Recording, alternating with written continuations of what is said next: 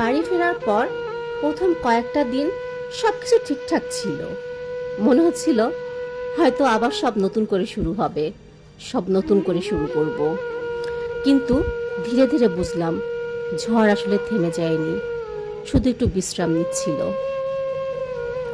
উনি একজন মিডিয়া কর্মী ছিলেন, মিডিয়ায় বেশ পরিচিত মুখ, নাম বললে হয়তো অনেকেই চিনবেন। তার চারপাশে সবসময় মানুষের ভিড় লেগেই থাকতো, বন্ধু বান্ধব, আত্মীয় স্বজন তো ছিল, সহকর্মী বা পরিচিত জন, তাদের আসা যাওয়া ছিল নিয়মিত।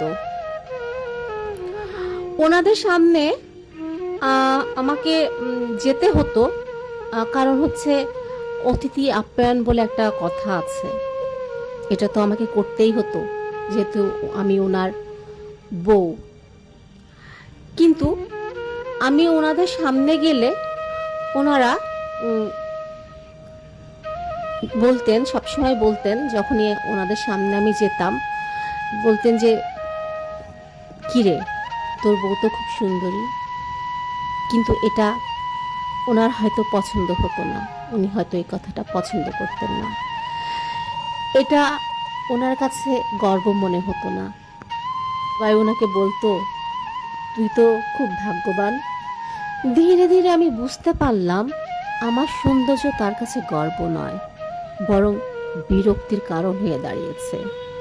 তিনি চাইতেন আমি যেন সবসময় ঢেকে থাকি, আমার উজ্জ্বলতা যেন ম্লান হয়ে যায়।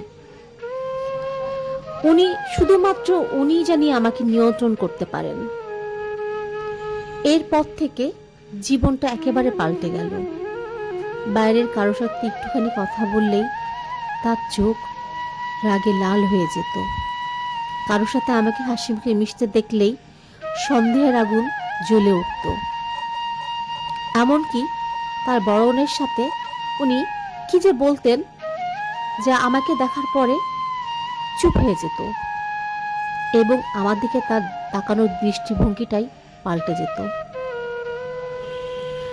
তার চোখে থাকতো ঘৃণা, চেহারায় কঠোরতা, আচরণে হিংস্রতা।